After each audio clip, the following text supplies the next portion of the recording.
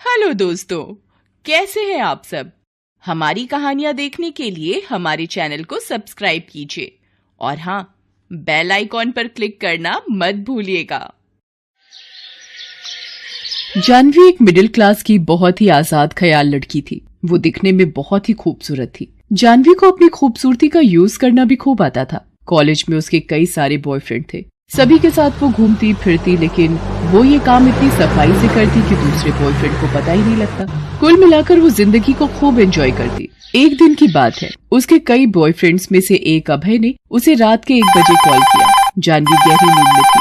अभय की कॉल को उसने देखा तो गंदा सा मुंह बनाया और फोन काट दिया। लेकिन अभय बार बार कॉल किए जा रहा था। आखिरकार जानवी को फोन उठाना पड़ा। हाय जानवी, सो रही थी क्या? नहीं, टेनिस खेल रही थी। टेनिस? अरे स्टूपिड, इतनी रात को तो इंसान सोता ही है ना। चलो जल्दी बताओ क्या बात है। यार तू कल मुझे चॉइस रेस्टोरेंट में मिल सकती है क्या? तुझे कुछ बताना है। अरे कुछ बताने के लिए रेस्टोरेंट में मिलने की क्या जरूरत है, अभी बोल दे।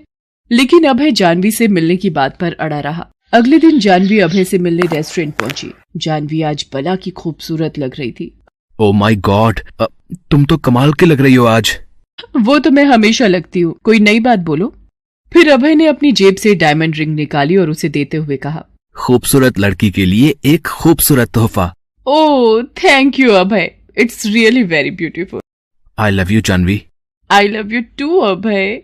अभय को ये पता नहीं था कि जानवी ने ना जाने ऐसी रिंग कॉलेज के कितने लड़कों से ले रखी है और ना जाने कितनों को आई लव यू वो बोलती है। लेकिन जल्दी उसे ये बात पता लग गई जब उसने विक्रम के साथ उसे बाइक पर घूमते देख लिया। वो गुस्से में भर गया और जानवी को भला बुरा कहने लगा। जानवी ने पहले तो उसकी बात चुपचाप सुनी, फिर जब पानी सर से ऊपर जाने लगा तो, ओए चूसे हुए आम की शक्ल के लड़के, अपनी बकवास बंद कर। और ये क्या प्यार प्यार लगा रखा है? प्यार मैं तेरे जैसे 36 से करती हूँ। तू भी आजाद है, तू भी कर।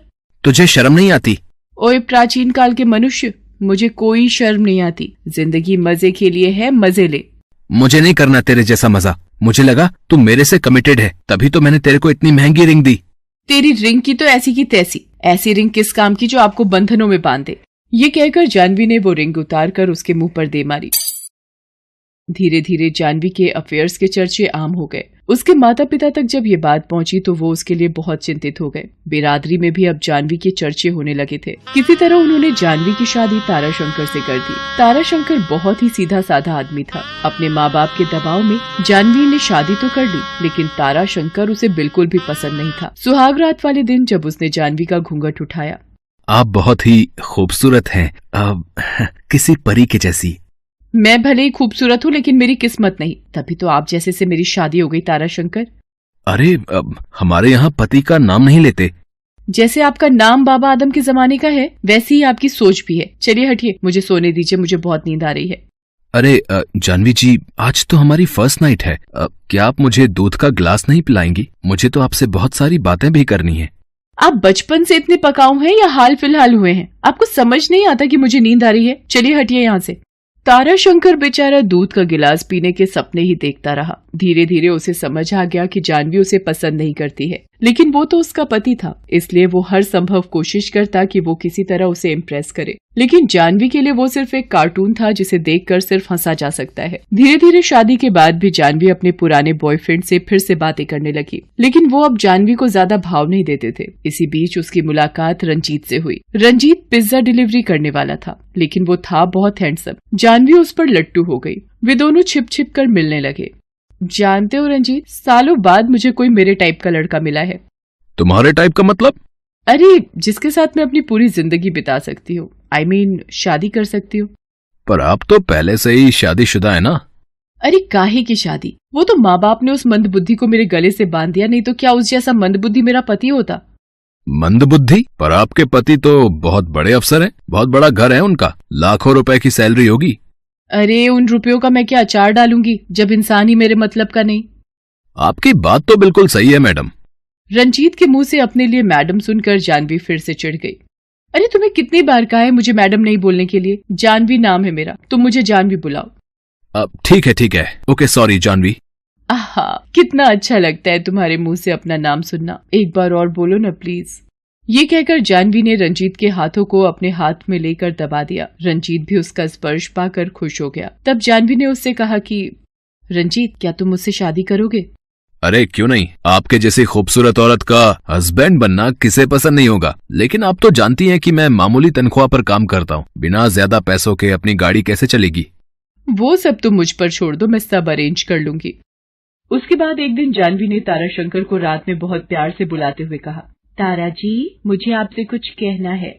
जानवी से शादी के बाद पहली बार ताराशंकर ने अपने लिए उसके मुंह से कुछ प्यार भरा सुना तो उसकी आंखों में चमक आ गई। जी, इसमें पूछने की क्या बात है, आप तो बस ऑर्डर दीजिए, ये बंदा आपकी सेवा में हाजिर हो जाएगा। फिर जानवी ने उसे अपनी प्यार भरी बातों में फंसाकर उसका घर, उसके बैंक में जमा सारे पैसे अपने नाम करा लिए। ताराशंकर ने खुशी खुशी कर भी दिए और उसे कोई शक भी नहीं हुआ, क्योंकि आखिरकार उसकी सारी चीजों की मालकिन तो वही थी। हालांकि पेपर वर्क में थोड़ा समय लगा। इस बीच जानवी रंजीत से मिलती रही और दोनों ने मर्यादा की सारी दीवारें भी लांघ ली थी। जिस दिन सभी कुछ लीगली जानवी का हो गया तो उसने रंजीत को ये बातें रात को फोन पर बताई। ये सब सुनकर रंजीत की आंखों में भी शैतानी चमक आ गई। वाह जानवी, तुमने तो कमाल कर दिया। अब तुम एक काम करो, जितनी भी रकम तेरे नाम की है वो सभी मेरे अकाउंट में ट्रांसफर कर दो। वो क्यों? जानवी, अब हम दोनों तो एक ही है ना, पैसे तुम्हारे अकाउंट में रहें या मेरे अकाउंट में क्या फर्क पड़ता है। जानवी रंजीत के प्यार में पूरी तरह पागल थी। उसने उसी समय सारे पैसे उसके अकाउंट में डाल दिए। उसके बाद रंजीत ने जानवी से कहा कि जानवी, अभी भी एक अड़चन है हमारी मोहब्बत के रास्ते में, बस वो हट जाए, फिर हम दोनों को मिलने से कोई नहीं रोक सकता। तब रंजीत ने कहा कि उसे ताराशंकर को रास्ते से हटाना होगा। उन दोनों के बीच ये तय हुआ कि जानवी ताराशंकर को जहर देकर मार डालेगी और फिर वो दोनों उसकी लाश को ठिकाने लगाकर किसी दूसरे शहर चले जाएंगे। जानवी ने ताराशंकर को जहर देकर मारने का प्लान बना लिया, लेकिन जानवी ये नहीं जानती थी कि फोन पर उसकी बात ताराशंकर ने सुन ली है। लेकिन ताराशंकर जानवी को बहुत प्यार करता था, इसलिए अगर मेरी पत्नी को मुझे मारकर सारी खुशी मिल जाती है तो मैं मरने के लिए भी तैयार हूँ। अगले दिन जानवी बाजार से जहर की शीशी ले आई और उसे ताराशंकर के दूध में मिला दिया। ताराशंकर जानवी को ये सब करते हुए देख रहा था, फिर भी उसने एक बार उसका मन टटोलने के लिए पूछा, क्या बात है जानवी, आज तुम सुबह से मुझे दूध पीने की जिद कर रही हो, सब ठीक तो है ना? ठीक, हाँ, सब ठीक है। क्यों, तुम्हें कोई गड़बड़ लग रही है क्या?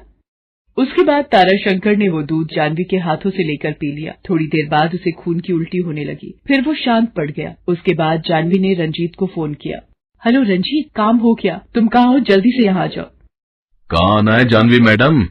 ये मजाक का समय नहीं है, ताराशंकर की लाश यहाँ पड़ी है, इसे कौन ठिकाने लगाएगा? तुम लगाओगी और कौन? मैं तो चला यहाँ से दूर, बहुत दूर। रंजीत की बात सुनकर जानवी उस पर चिल्लाते हुए बोली, कहाँ जा रहे हो तुम मेरे बिना? एक नई दुनिया में, जहाँ तुम जैसी प्यार में धोखा देने वाली औरत की परछाई तक मुझसे न छू सके। ये क्या बकवास कर रहे हो, मैं तुमसे प्यार करती हूँ। प्यार? ये प्यार नहीं है मैडम, ये प्यार नहीं है। जो औरत मेरे साथ शादी करने के लिए अपने पति को मार सकती है, वो कल को मुझे भी तो मार सकती है ना, इसलिए मैं तो चला, बाय बाय। ये कहकर रंजीत ने न सिर्फ फोन काटा बल्कि मोबाइल का सिम निकाल कर भी तोड़ दिया। जानवी उसे कॉल पर कॉल करती रही। जानवी खुद को ठगा हुआ महसूस कर रही थी। उसकी नजर ताराशंकर के मृत शरीर की ओर गई। वो पहली बार उसके लिए बुरा महसूस कर रही थी और सोच रही थी कि अपनी खुशी के लिए उसने ताराशंकर जैसे सीधे आदमी को मार दिया। इस बीच ताराशंकर के शरीर में हलचल हुई। वो बेचारा फिर से जमीन पर तड़पने लगा। जानवी ने उसे देखा तो उसके पास गई। मैं आपको अस्पताल ले चलती हूँ। पहले जहर देती हो, फिर बचाने की बात करती हो। कोई बात नहीं, तुम्हें जिसमें खुशी मिले वो करो। आपको पहले से पता था कि मैं आपको जहर दे रही हूँ, फिर भी आपने वो पी लिया। मैं आपसे प्यार करता हूँ जानवी, मैं आपसे बहुत प्यार करता हूँ। ये कहते कहते ताराशंकर की गर्दन एक ओर लुढ़क गई। जानवी ने उसे लाख उठाने की कोशिश की, लेकिन वो तो अब उसे छोड़कर बहुत दूर चला गया था। ताराशंकर की लाश के पास जानवी भी निर्जीव सी पड़ी हुई थी। उसे अपने किए पर पछतावा भी हो रहा था, लेकिन अब पछताए होत क्या जब चिड़िया चुग गई खेत। हेलो दोस्तों, कैसे हैं आप सब? हमारी कहानियां देखने के लिए हमारे चैनल को सब्सक्राइब कीजिए और हाँ, बेल आइकॉन पर क्लिक करना मत भूलिएगा।